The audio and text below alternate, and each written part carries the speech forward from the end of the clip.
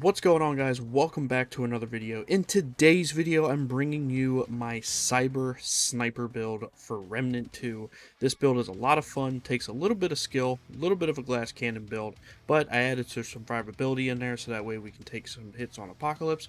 As you can see, I'm up in the upper right hand corner. I am on the new DLC map in Apocalypse, taking care of this aberration here. But without further ado, let's get right into the build.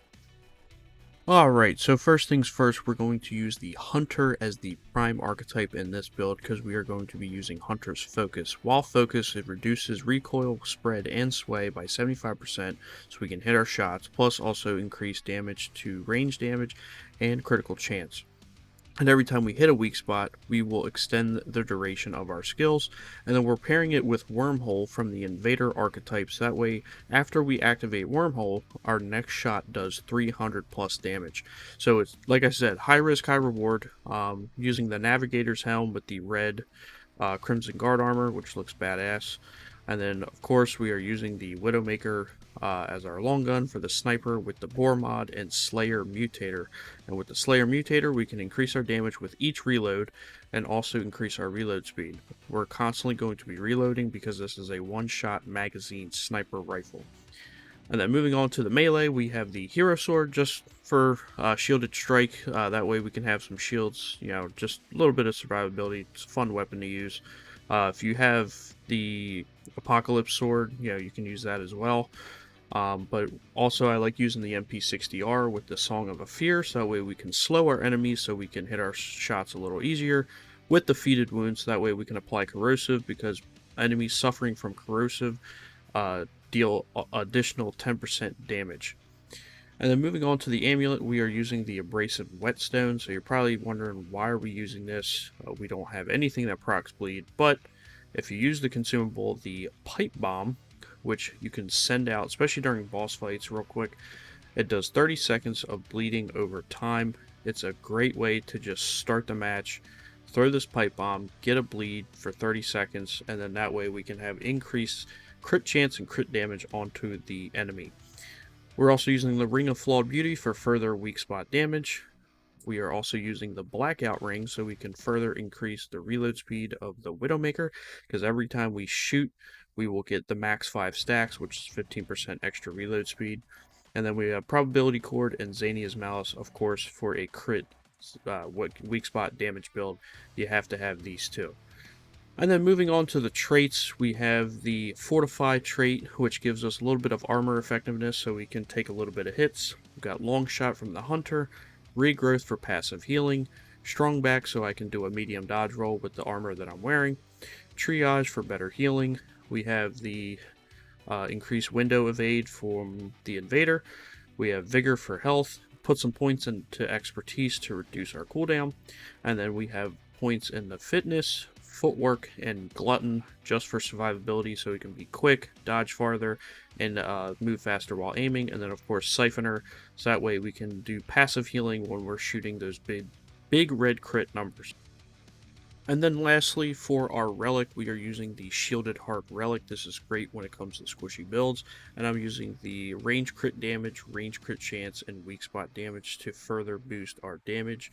So pretty much what you want to do is you want to try and throw out the Pipe Bomb in the beginning of the match, or boss fight, whatever you're in. Even if you're fighting an elite, proc defeated wounds from the MP60R, and then you want to shoot the Boar mod because it usually takes a couple seconds for the weak spot to come up.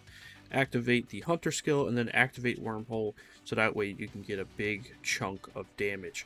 Now, only use Wormhole if you know for sure you're going to hit the weak spot, especially when it comes to bosses that have really tight weak spots. That's why the Boar mod is there to help.